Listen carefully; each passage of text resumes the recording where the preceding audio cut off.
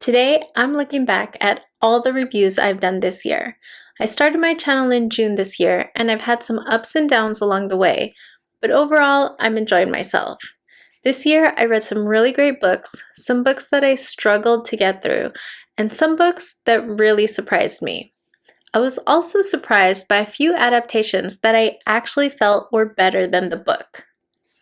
Hey there, I'm Jessica, and this is Bookshelf to Big Screen. If you're new to the channel, I take a look at books that have been adapted to the big or small screen and compare the differences between the two. So if you're the kind of person who loves to know what changes were made in the movie, or if the book really was better, be sure to subscribe. Here are some of the adaptations I reviewed this year. The first video I did to start my channel was a review on the revised fundamentals of caregiving. It's a really great movie. I loved it. Very touching story. The book was a bit different, had more to do with the actual caregiver and a lot of insight into his life, which I thought was pretty interesting. My video itself was a bit of a learning process for me, getting back into editing and starting a YouTube channel, so it's a little rough for me to watch, but again, I learned from it and I continue to grow. My second review was The Sun Is Also a Star. It was my first time reading Nicola Yoon. I really enjoyed the book. I didn't care as much for the movie, but it was okay. Next up was The Stranger, which was a really good book and series. I think Netflix did a great job. My first time also reading Harlan Coben. Really good suspense stories, so I think I'm going to be reading more Harlan Coben this year.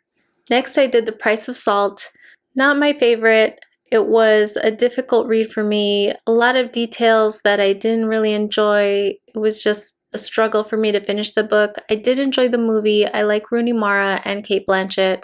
I thought the story was interesting, a nice perspective of what it was like to be a lesbian in the 50s. Next was one of my all-time favorites this year, Me and Earl and the Dying Girl. The book is really well done. I loved the movie though. This is one of the few where I felt the movie was better than the book, mostly because it's so well done. It's beautifully shot. They do the story justice. And my favorite thing is that they decided to make bits of the movies that Earl and Greg make, and they show bits of them throughout the movie. It's my favorite part. Highly recommend that one. Next, I reviewed The Night Manager, another book that I struggled to get through, just very, very heavy details that I didn't feel really mattered, so it was a struggle for me to finish reading it. I loved the series though. It's got Hugh Laurie and Tom Hiddleston. Really good, compelling story. Olivia Colman. Love it. Next was Where'd You Go, Bernadette? Loved this book. Loved the movie more. This is another one where the movie was better. I liked the way that they ended it. It was a more satisfying resolution for me. I did enjoy the book, the way the book told the story through a series of letters and emails and all that. Very good story. Recommend that one. I also tackled The Umbrella Academy Season 1 this year. This was really challenging for me to review a graphic novel that's been adapted because it's so different and still the same. The series did a great job of keeping pretty true to the characters, but it's a graphic novel, so it's like a really weird world, and the series takes it into our world, so bringing the superheroes into like regular Earth and not some strange alternate universe. So that was a little tricky, but love the series. I think all the actors are great. I particularly love the kid that plays Five and the guy that plays Klaus. Another interesting thing about this series is that Elliot Page earlier this year came out as transgender, which is very interesting because I don't think, to my knowledge, that an actor has gone through this in the middle of having a role that they're portraying. I had read while I was doing this review that previously Elliot Page had had a lot of say in the character of Vanya, and we see that, I believe, with the relationship that she has in season 2. So I'm curious now to see how the Umbrella Academy will adapt to this change in Elliot Page's personal life because I'm sure that the character Vanya will grow along with Elliot Page. So I'm excited to see where they go with that. Next was Extremely Loud and Incredibly Close. Really heavy story, really well done movie. I liked it. I think the book was better in this case. There was a lot more in the book on the grandparents' lives and the struggles and the hardships that they faced coming from Germany, a war-torn country. Very sad, very heavy, but a really good read. So if you are in a place where you can handle that emotionally, I recommend reading it. Black Klansman was the review I did next. I really enjoyed this one. It was written by Ron Stallworth, who is a fellow El Pasoan. The movie was great, but it was pretty different from the book. They dramatized it a lot, so I recommend reading the book because I feel like there was a lot of detail in there that didn't make it into the movie, and it wasn't as thrilling.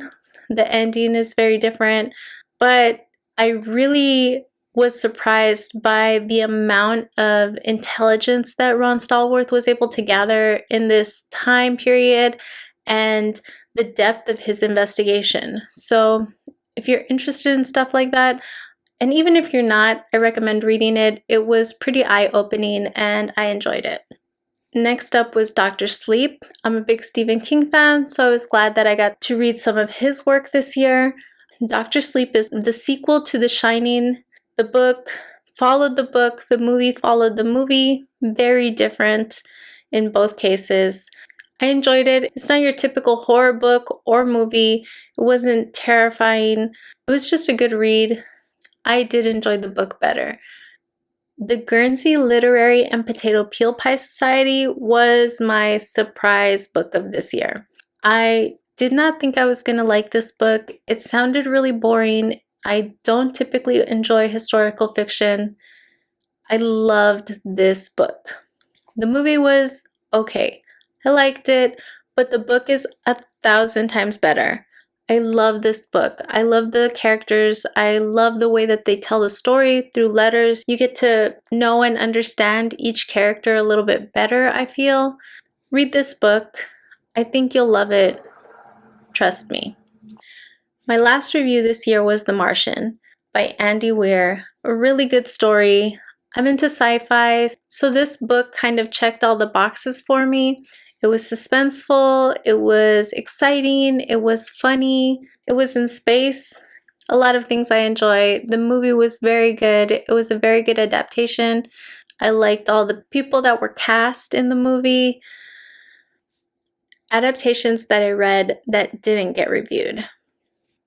So I started my channel in June this year, mid-June, and there were quite a few books that I read at the beginning of the year that didn't get made into video reviews.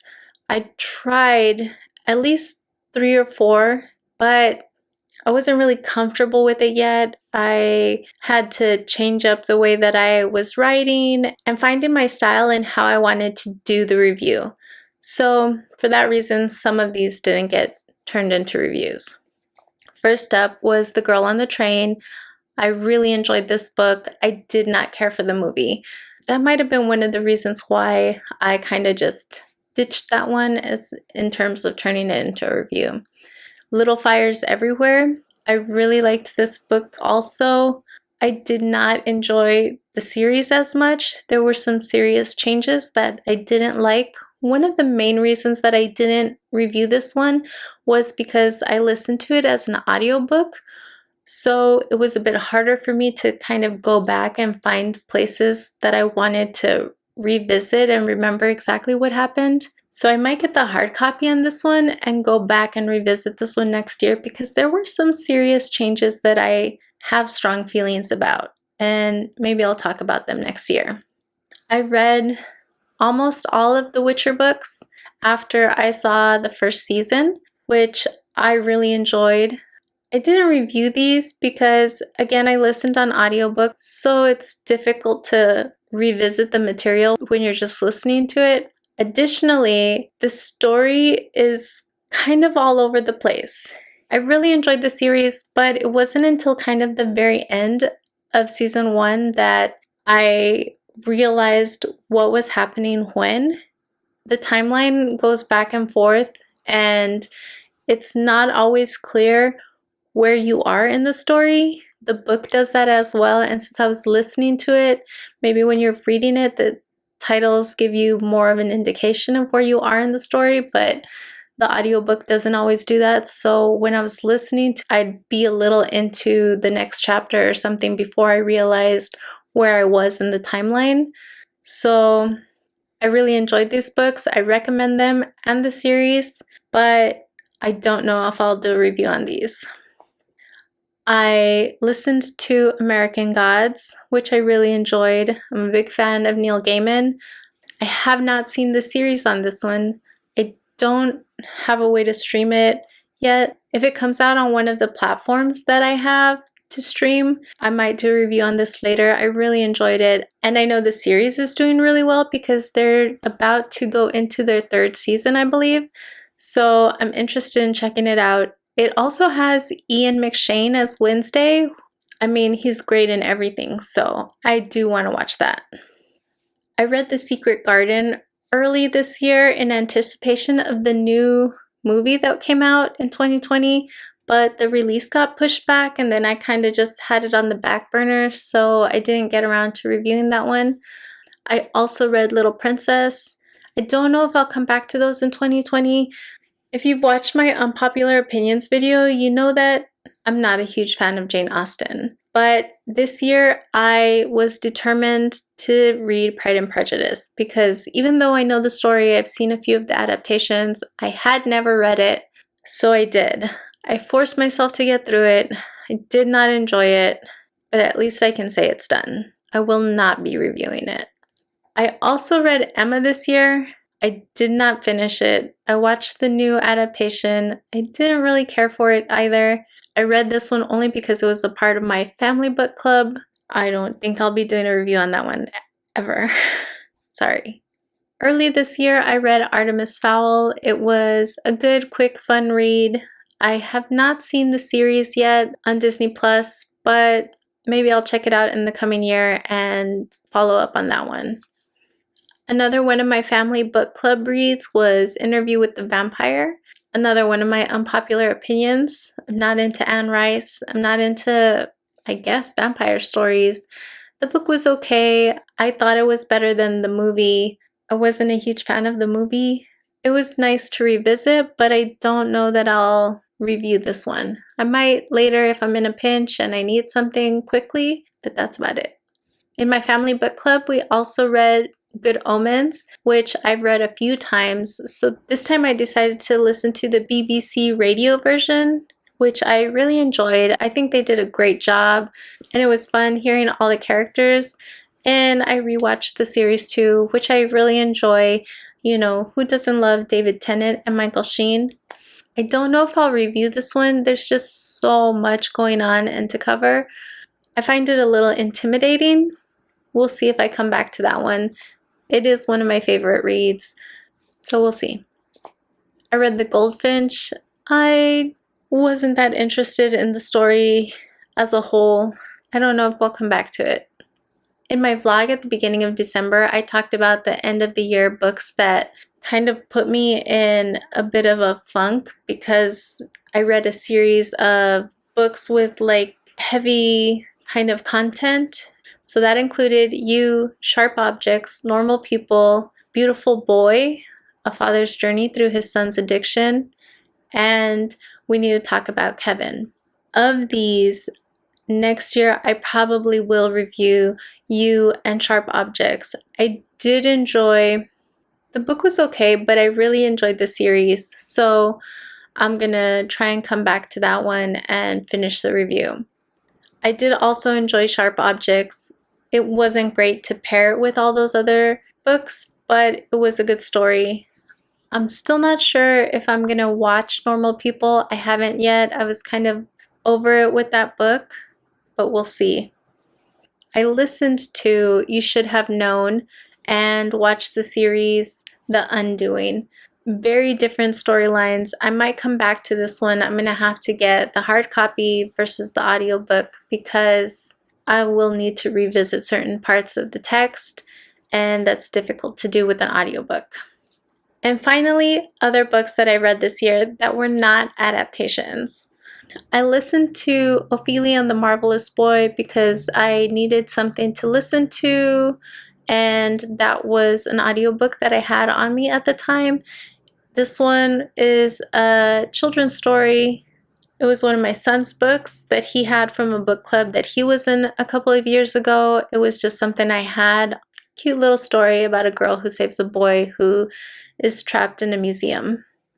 Every year I have a personal goal to read at least like 1 or 2 classics that I wasn't required to read in school but are typically known and well regarded, and just kind of to add to my literary pop culture brain storage file or whatever. So this year I read The Jungle by Upton Sinclair. It was very interesting, even though it's, turn of the century and a lot about socialism in the end. I think you can still take a lot from the story as the immigrant experience. I found it kind of sad that stuff like this is still happening, not to the extent that it happens in this story, but there's still people going through this as having a similar immigrant experience when they're trying to make a better life and going to a new country just to get there, and things ending up being almost worse or just as bad. So you can still get a lot from this book even now, I think. And the last 2 were David Baldacci books, Walk the Wire and The Whole Truth. David Baldacci is kind of the go-to for my husband and I that we listen to on road trips or long drives. So it's, someone we can both agree on, and the stories are pretty good. It's not like the best, but he does have some really good series. I particularly enjoy the Will Roby series. There you have it, folks. That's my 2020 Year in Books and Adaptations review. Are there any books from my list that you particularly enjoyed or disliked? Let me know in the comments. If you enjoyed this video, please click like and be sure to subscribe. I'll be posting my 2021 goals soon, so turn on your notifications so you don't miss it. Thanks for watching, and see you next year.